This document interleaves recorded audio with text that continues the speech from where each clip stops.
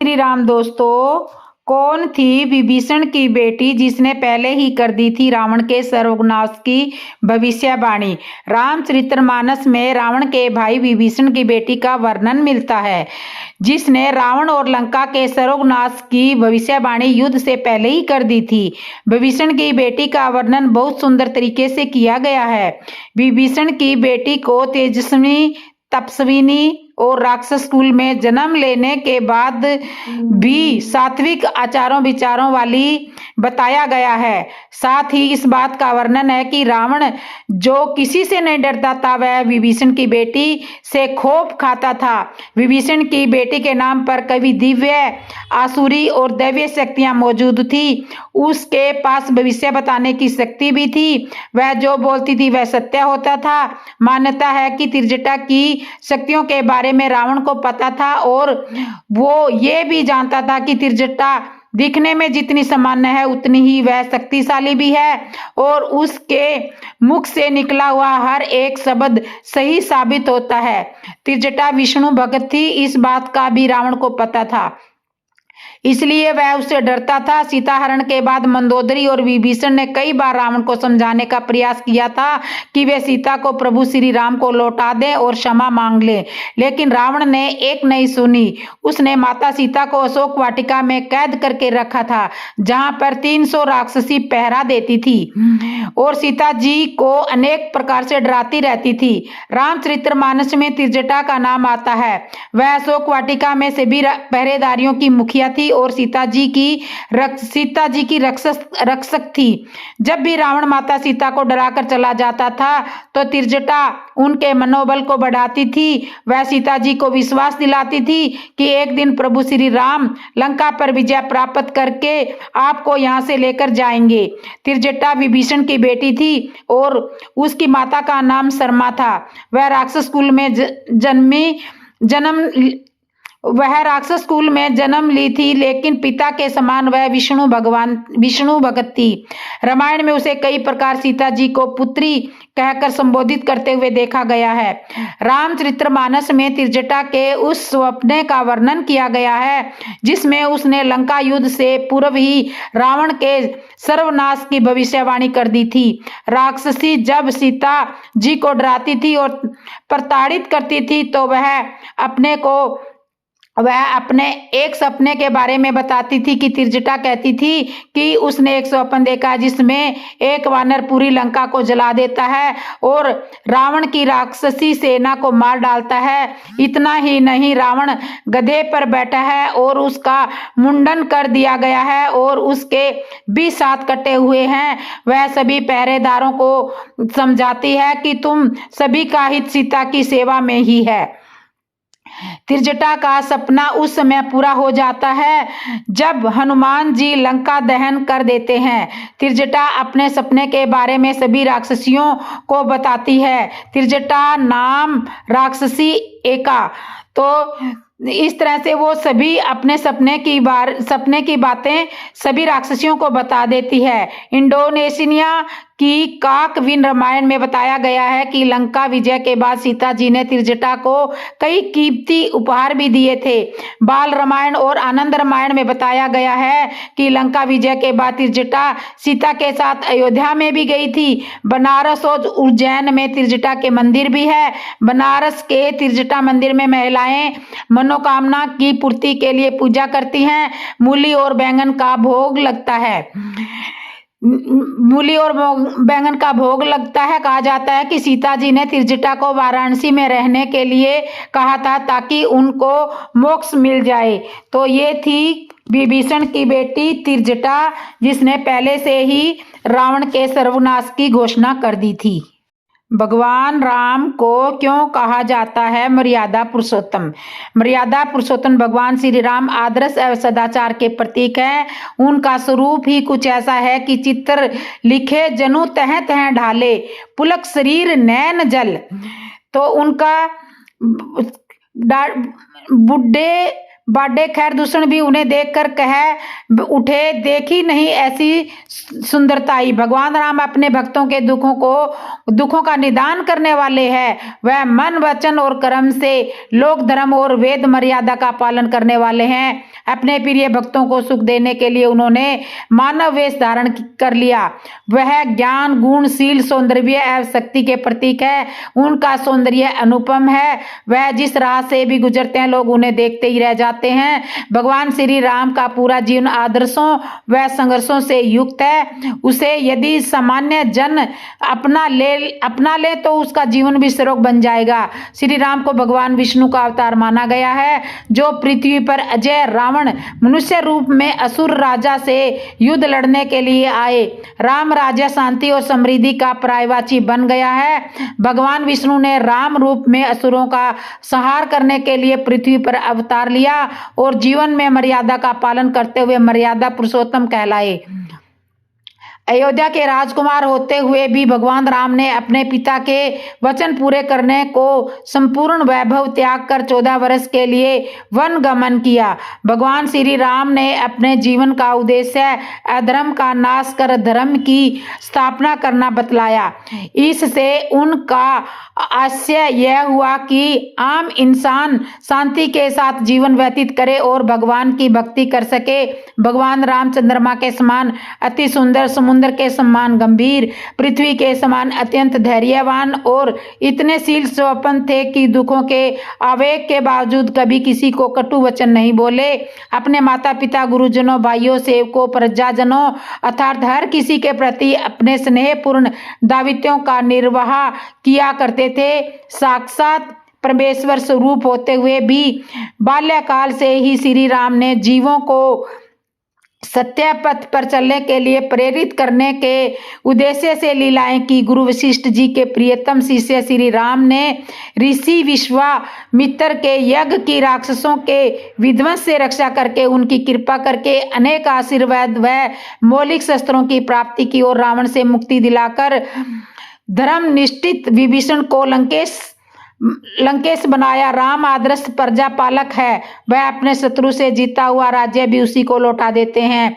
अन्य विजेताओं ने केवल अपने स्वार्थों के लिए युद्ध किए, परंतु भगवान राम ने लोक कल्याण के लिए युद्ध किए। भगवान राम और राम राज्य का उद्भव 10,000 वर्ष पहले हुआ था।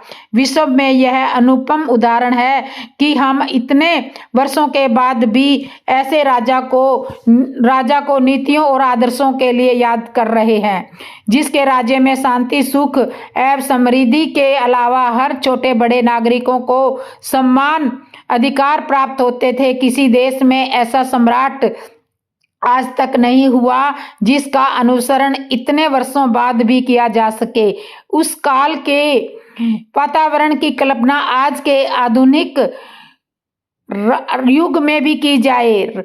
भगवान राम अयोध्या के राज सिंहासन पर बैठे तो प्रजा के भाग्य का क्या कहना। महाराज श्री राम की प्रतिज्ञा थी कि अपनी प्रजा की भलाई के लिए मैं अपने समस्त सुखों को, यहाँ तक कि सीता जी को भी प्रसन्नता पूर्वक त्याग कर सकता हूँ। प्रजानन कहा करते थे कि श्री राम जहाँ के राजा न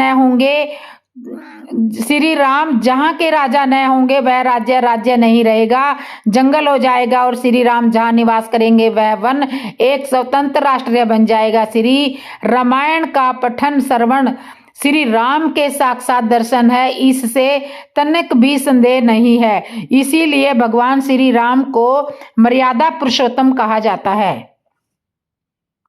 भगवान श्री राम को रामचंद्र क्यों कहा जाता है? भगवान राम को श्री रामचंद्र क्यों कहा जाता है? मर्यादा पुरुषोत्तम भगवान श्री राम को सनातन संस्कृति का आधार माना जाता है। भगवान श्री राम विष्णु जी के अवतार हैं। रामचरितमानस के अनुसार भगवान श्री राम के शासन काल को राम राज्य कहा जाता है। भगवान श्री राम ने अपने जीवन काल में हमेशा एक न्यायप्रिय और प्रजाप्रिय राम की तरह शासन किया। भगवान श्री राम ने हमेशा रघुकुल रीत सदा चली आई, प्राण जाए पर वचन न जाई के आधार पर अपना कर्तव्य निभाया। इसी कारण अपने पिता राजा दशरथ के कहने पर राज, धर्म और वचन के पालन के लिए भगवान श्री राम 14 वर्ष के लिए वनवास भी गए। अपने जीवन काल में भगवान श्री राम ने अपने वचन और धर्म को हमेशा अपने स्वार्थ से ऊपर रखा।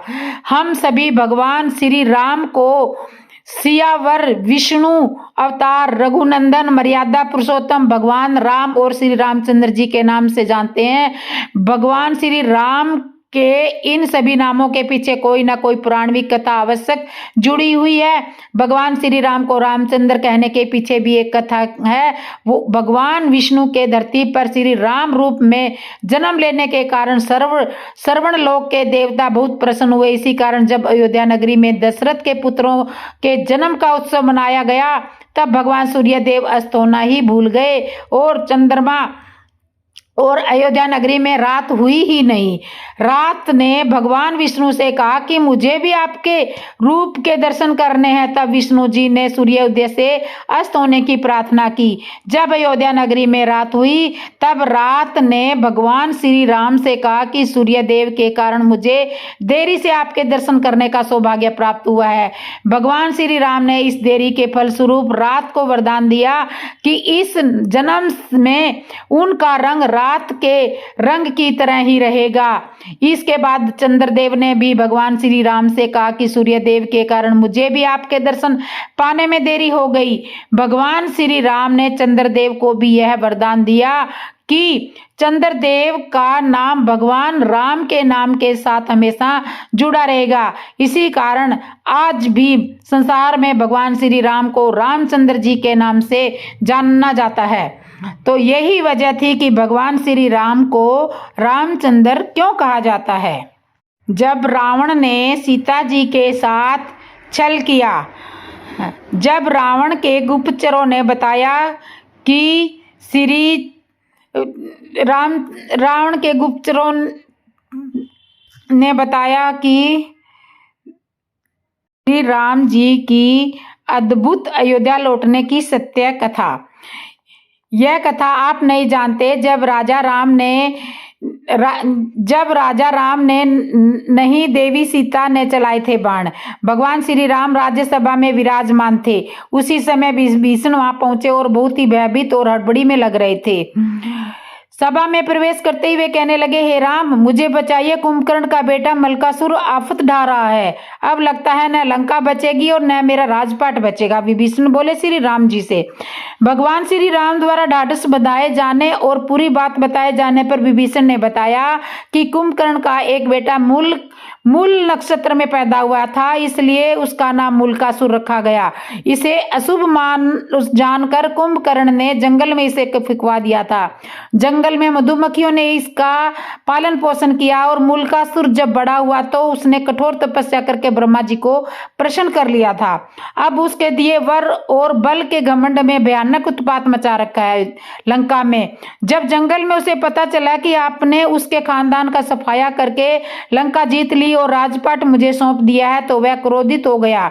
भगवान, आपने जिस दिन मुझे राजपाट सौंपा था उसके कुछ ही दिन बाद उसने पाताल वासियों के साथ लंका पहुंचकर मुझ पर धावा बोल दिया। मैंने 6 महीने तक मुकाबला किया, पर ब्रह्मा जी के वरदान ने उसे इतना ताकतवर बना दिया है कि मुझे भागना पड़ा तथा अपने बेटे, मंत्रियों तथा स्त्री के साथ किसी प्रकार सुरंग के जरिए भागकर मैं यहाँ पर पहुंचा हूँ।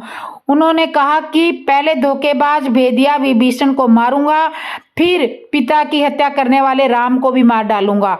वह आपके पास भी आता ही हो गया। समय का मैं लंका और अयोध्या दोनों ही खतरे में है। जो उचित समझते हो वो तुरंत कीजिए।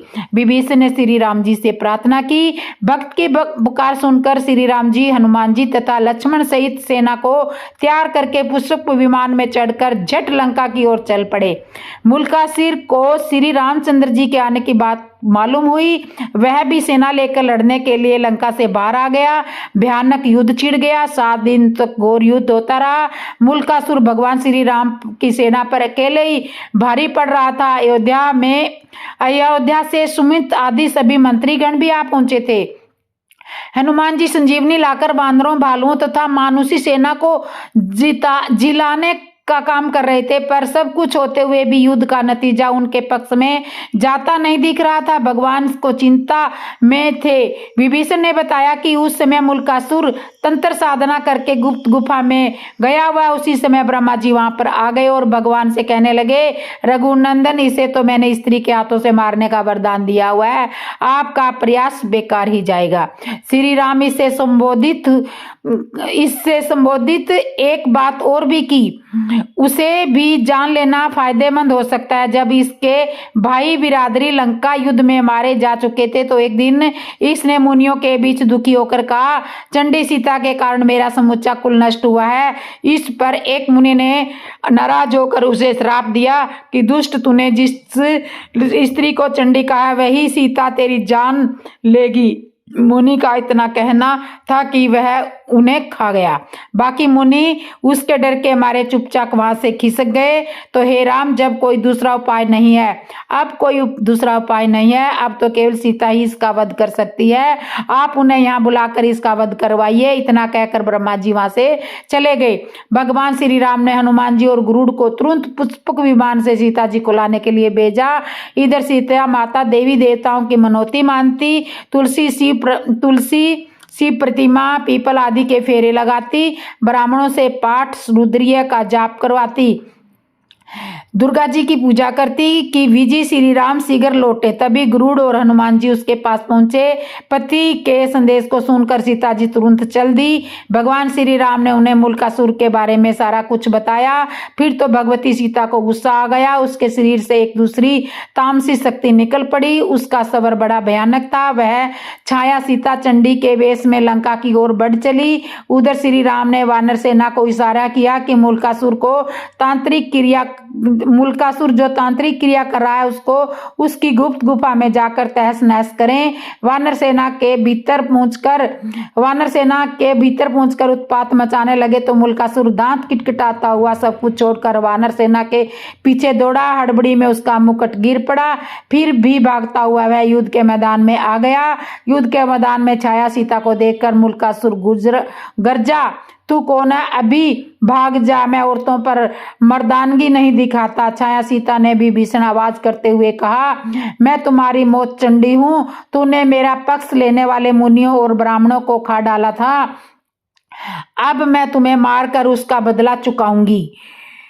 इतना कहकर छाया सीता ने मुल्कासुर पर 5 बाण चलाए। मुल्कासुर ने भी जवाब में बाण चलाए। कुछ देर तक घोर युद्ध हुआ, पर अंत में चंडिका अस्त्र चलाकर छाया सीता ने मुल्कासुर का सिर उड़ा दिया और वह लंका के दरवाजे पर जा गिरा।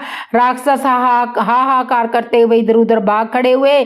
छाया सीता लौटकर सीता के शरीर में प्रवेश कर गई। मुल्कासुर से दुखी लंका की जनता ने मां सीता की जय जयकार की और विभीषण ने उन्हें धन्यवाद दिया। कुछ दिनों तक लंका में रहकर श्री राम और सीता सहित पुष्पक विमान से अयोध्या लौट आए। और इस तरह से राम जी की ये अद्भुत कथा थी। एक माँ थी, उसका एक बेटा था और माँ बहुत गरीब थी। एक दिन माँ बेटे ने कहा, बेटा यहाँ से बहुत दूर तपोवन में एक दिगंबर मुनि पधारे हैं। वे बड़े सिद्ध पुरुष हैं और महाज्ञानी हैं। तुम उसके पास जाओ और पूछो कि हमारे ये दुख के दिन और कब तक चलेंगे, इसका अंत कब होगा। बेटा घर से चला गया। पुराने समय की बात है, यातायात की सुविधा नहीं थी। वह पद यात्रा कर रहा था। चलते चलते सांझ हो गई। गांव में किसी के घर रात्रि विश्राम करने के लिए रुक गया। सपन परिवार था। सुबह उठकर वह आगे की यात्रा करने लगा तो घर की सेठानी ने पूछा, बेटा कहाँ जाते हो? उसने अपनी यात्रा का कारण सेठानी को बताया तो सेठानी ने कहा कि बेटा एक बात मुनिराज से मेरी भी पूछ आना कि मेरी यह इकलौती बेटी है, वह बोलती नहीं है, गूंगी है, वह कब तक बोलेगी, इसका विवाह किससे होगा? उसने कहा ठीक है और वह आगे बढ़ गया। रास्ते में उसने एक और पड़ाव डाला। अब की बार उसने एक संत की कुटिया में पड़ाव डाला। विश्राम के पश्चात जब वह चलने लगा तो उस संत ने भी पूछा, कहाँ जा रहे हो? उसने संत श्री को भी अपनी यात्रा का कारण बताया। संत ने कहा, बेटा मेरी भी एक समस्या है, उससे भी पूछ लेना। मेरी समस्या यह है कि मुझे साधना करते हुए 50 साल हो गए, मुझे अभी तक सत्य तत्व का स्वाद नहीं आया। मुझे कब सत्य तत्व का स्वाद आएगा? मेरा कल्याण कब होगा? बस इतना सा पूछ लेना। युवक ने कहा ठीक है और संत को प्रणाम करके आगे चल पड़ा। युवक ने एक पड़ाव और डाला। अब की बार का पड़ाव एक किसान के घर में खेत में डाल दिया। रात में चर्चा के दौरान किसान ने उससे कहा, मेरे खेत के बीच में एक विशाल वृक्ष है। मैं बहुत परिश्रम और मेहनत करता हूँ, लेकिन उस बड़े वृक्ष के आसपास दूसरे वृक्ष पनपते नहीं है। पता नहीं क्या कारण है। किसान ने युवक से कहा, मेरी भी इस समस्या का समाधान कर लेना। युवक ने स्वीकृति में सिर हिला दिया और सुबह आगे बढ़ गया। अगले दिन वह मुनिराज के चरणों में पहुंच गया। मुनिराज के दर्शन किए। दर्शन कर उसने अपने जीवन को धन्य माना। मुनिराज से प्रार्थना की कि प्रभु, मेरी कुछ समस्याएं हैं जिनका मैं समाधान करना चाहता हूँ, आप आज्ञा दे तो श्री चरणों में निवेदन करूं। मुनि ने कहा, ठीक है, मगर एक बात का विशेष ख्याल रखना कि 3 प्रश्न से ज्यादा मत पूछना। मैं तुम्हारे किन्हीं 3 प्रश्नों का ही समाधान करूंगा, इससे ज्यादा नहीं। युवक तो बड़े धर्म संकट में फंस गया। अब क्या करूं? प्रश्न तो 4 हैं, 3 कैसे पूछूं? 3 प्रश्न दूसरों के हैं और 1 प्रश्न मेरा खुद का है। अब किसका प्रश्न छोड़ूं? क्या लड़की का प्रश्न छोड़ दूं? नहीं, यह तो ठीक नहीं है, यह उसकी जिंदगी का सवाल है। तो क्या महात्मा के प्रश्न को छोड़ दूं? यह भी नहीं छोड़ सकता। तो क्या किसान का प्रश्न छोड़ दूं? नहीं, यह भी नहीं छोड़ता। बेचारा खून पसीना एक करता हुआ, तब भी उसे कुछ भी नहीं मिलता है। तब अंत में काफी ऊहापात होने के बाद तय किया कि वह खुद का प्रश्न नहीं पूछेगा। उसने अपना प्रश्न छोड़ दिया और शेष तीनों के प्रश्नों का समाधान लिया और वापस अपने घर की ओर चल दिया। रास्ते में सबसे पहले किसान से मुलाकात हुई। किसान से युवक ने कहा, मुनिराज ने कहा है कि तुम्हारे खेत में जो विशाल वृक्ष है उसके नीचे चारों तरफ सोने के कलश दबे हुए हैं, उसी कारण से तुम्हारी मेहनत सफल नहीं होती। किसान ने वहां खोदा तो सचमुच सोने के कलश निकले। किसान ने कहा, बेटा, यह धन संपदा तेरे कारण से निकली है, इसलिए इसका मालिक तू ही है। और किसान ने वह सारा धन उस युवक को दे दिया। युवक आगे बढ़ा, तब संत के आश्रम में आया। संत ने पूछा, मेरे प्रश्न का क्या समाधान बताया है? युवक ने कहा, स्वामी जी माफ करना, मुनिराज ने कहा है कि आपने अपनी जटाओं में कोई कीमती मणि छुपा रखी है। जब तक आप उस मणि का मोह नहीं छोड़ेंगे तब तक आपका कल्याण नहीं होगा। साधु ने कहा, बेटा तू ठीक कहता है, सच में मैंने एक मणि अपनी जटाओं में छिपा रखी है और मुझे हर वक्त इसके खो जाने का और चोरी हो जाने का भय रहता है, इसलिए मेरा ध्यान भजन सुमिरन में नहीं लगता है। ले, अब इसे तू ले जा। और साधु ने वह मणि उस युवक को दे दी। युवक दोनों चीजों को लेकर फिर आगे बढ़ा। अब वह सेठानी के घर पहुंचा। सेठानी दौड़ी दौड़ी आई और पूछा, बेटा बोल, क्या कहा है मुनिराज ने? युवक ने कहा कि माँ जी, मुनि जी ने कहा है कि तुम्हारी बेटी जिसको ही देखकर बोलेगी वही उसका पति होगा। अभी सेठानी और युवक की बात चल ही रही थी कि वह लड़की अंदर से आई और उस युवक को देखते ही एकदम से बोल पड़ी। सेठानी ने कहा, बेटा, आज से तू इसका पति हुआ। मुनिराज की वाणी सच हुई और उसने अपनी बेटी का विवाह उस युवक से कर दिया। अब वह युवक धन, मणि और कन्या को साथ लेकर के अपने घर पहुंचा। माँ ने पूछा, बेटा तू आ गया? कहा क्या है मुनिश्री ने? कब हमें इन दुखों से मुक्ति मिलेगी? बेटा ने कहा, माँ, मुक्ति मिलेगी नहीं, मुक्ति मिल गई है। मुनिराज के दर्शन करके मैं धन्य हो गया। उनके तो दर्शन मात्र से ही जीवन के दुख, पीड़ाएं और दर्द खो जाते हैं। माँ ने पूछा, तो क्या मुनिराज ने हमारी समस्याओं का समाधान कर दिया है? बेटे ने कहा, हाँ माँ, मैंने तो अपनी समस्या उनसे पूछी ही नहीं और समाधान भी हो गया। माँ ने पूछा, वो कैसे? बेटे ने कहा, माँ, मैंने सबकी समस्या को अपनी समस्या समझा तो मेरी समस्या का हल अपने आप ही हो गया। अब दूसरों की समस्या अपनी खुद की समस्या बनने लगती है तो फिर अपनी समस्या कोई समस्या ही नहीं रहती। जो दूसरों के लिए सोचता है ईश्वर स्वयं उसके लिए खुद खड़े हो जाते हैं। तो ये थी श्री राम जी की अद्भुत कथा। जब वेदों ने भाट बन करके श्री राम जी की स्तुति की थी, तो सुनिए, ये प्रसंग बहुत ही अद्भुत है। सभी राम के भक्त इसे जरूर सुने और पढ़ें। जब राम जी का अभिषेक हो रहा था तब वेदों ने भाट बनकर राजा रामचंद्र जी की प्रशंसा करी थी। इसलिए राजा अभिषेक के समय वेदों द्वारा की गई प्रभु श्री राम जी की प्रशंसा बहुत ही फलदायी है। भगवान की कृपा प्राप्त करने के लिए भगवान की आराधना स्तुति करना आवश्यक है। भगवान कृपा केवल मनुष्यों के लिए ही नहीं वरना देवी देवता वेद ऋषि मुनि त्रिलोकी के समस्त जीवों की चाह रही है, क्योंकि यही सुख शांति व सफलता का साधन है। राज्याभिषेक होने जा रहा था। राजा की स्तुति करने की परंपरा है। जब प्रभु श्री राम का राज्य अभिषेक हो गया तब वेदों ने सोचा कि अभी सभी सिंहासन पर बैठे हुए प्रभु श्री राम का दर्शन करना चाहिए, किंतु दरबार में इतनी भीड़ लगी है कि श्री राम तक पहुंचना ही बहुत कठिन है। वेदों को भगवान का भाट कहा जाता है, अतः वेदों ने वंदी भाट वेश धारण कर लिया, क्योंकि भाट का काम राजा का यशोगान करना होता है। अतः अब राजा राम तक पहुंचने के लिए उन्हें कोई नहीं रोक सकता था। श्री रामचरितमानस में वर्णन है कि भिन्न भिन्न स्तुति करी किए सुर निज निज धाम। वेद जब बंदी वेश में श्री राम जी के दरबार में पधारे तो प्रभु श्री राम के अलावा अन्य कोई उन्हें पहचान नहीं पाया। प्रभु श्री राम तो सर्वज्ञ है, उन्होंने वेदों को पहचान लिया और उनका बहुत आदर किया। भगवान राम की स्तुति के संबंध में महर्षि वाल्मीकि का कथन है, श्री राम आपका दर्शन और स्तुति अमोद कभी निष्फल न होने वाली और अपने लक्ष्य तक पहुंचाने वाली है, तथा पृथ्वी पर आपकी भक्ति करने वाले मनुष्य भी अबोध ही होंगे। इसलिए राज्याभिषेक के समय वेदों द्वारा की गई प्रभु श्री राम की स्तुति बहुत ही फलदायी है। अपना कल्याण चाहने वाले मनुष्य को इस स्तुति का नित्य पाठ अवश्य करना चाहिए। जब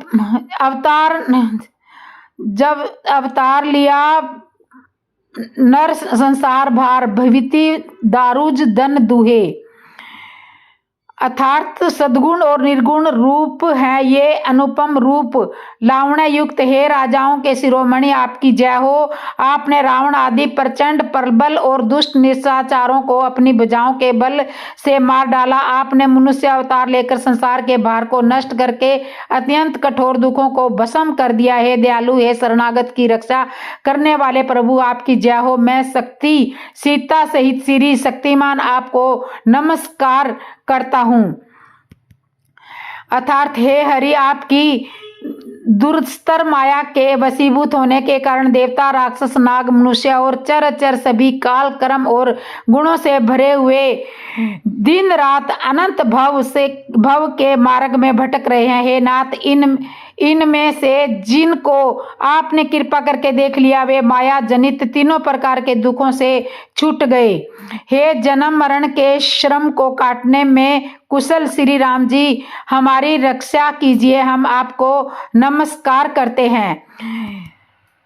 अर्थात जिन्होंने झूठे ज्ञान के अभिमान में विशेष रूप से मतवाले होकर जन्म मृत्यु को हरने वाली आपकी भक्ति का आदर नहीं किया। हे हरि, उन्हें देव दुर्लभ पद को पाकर भी हम उस पद से नीचे गिरते दिखते हैं, परंतु जो सब आशाओं को छोड़कर आप पर विश्वास करके आपके दास हो रहते हैं वे केवल आपका नाम ही जप कर बिना ही विश्रम भवसागर से तर जाते हैं। हे नाथ, ऐसे आपका हम स्मरण करते हैं। जो चरण शिवजी और ब्रह्मा जी के द्वारा पूज्य है तथा जिन चरणों की कल्याणकारी रज का स्पर्श पाकर गौतम ऋषि की पत्नी अहिल्या तर गई, जिन चरणों के नख से मुनियों द्वारा वंदित त्रिलोक्य को पवित्र करने वाली देवी नदी गंगा जी निकली और ध्वजा ब्रिज अकुश और कमल इन चिन्हों से युक्त जिन चरणों में वन में फिरते समय कांटे चुभ जाने से गड्ढे पड़ गए थे वे मुकुंद, हे राम श्री राम रामापति, हम आपके उन्हीं दोनों चरणों कमलों को नित्य भजते रहते हैं। वेद शास्त्रों ने कहा है कि जिसका मूल अव्यक्त है, जो अनादि है, जिसके 4 त्वचाएं, 6 तने, 25 शाखाएं और अनेक पत्ते तथा बहुत से फूल हैं, जिसमें कड़वे और मीठे 2 प्रकार के फल लगे हैं, जिस पर एक ही बेल है जो उसी पर आश्रित रहती है, जिसमें नित्य नए पत्ते और फूल निकलते हैं। ऐसे संसार वृक्ष रूप आपको हम नमस्कार करते हैं। हे देवों के देव, ब्रह्मा अजन्मा है, अद्वैत है, केवल अनुभव से ही जाना जाता है और मन से परे है। जो इस प्रकार ब्रह्मा का ध्यान करते हैं वे ऐसा कहा करें और जाना करें। किंतु हे नाथ, हम तो नित्य आपका सद्गुण यश गान ही गाते हैं। हे करुणा के धाम प्रभु, हे सद्गुणों की खान, हे देव, हम यह वर मांगते हैं कि मन वचन और कर्म से विकारों को त्याग कर आपके चरणों में प्रेम करें। वेदों ने सबके देखते यह श्रेष्ठ विनती की, फिर वे अंतर्ध्यान हो गए और ब्रह्मलोक को चले गए। प्रभु श्री राम की वेद स्तुति के पाठ की महिमा। मन की चंचलता रोकने के लिए भगवान श्री राम का गुणगान सर्वोपरि उपाय है।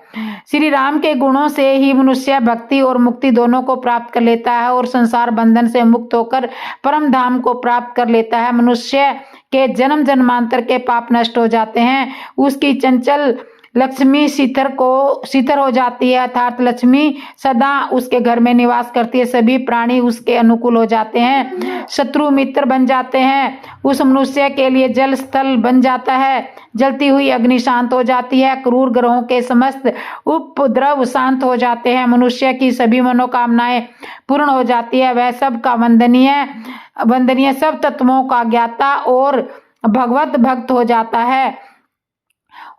है।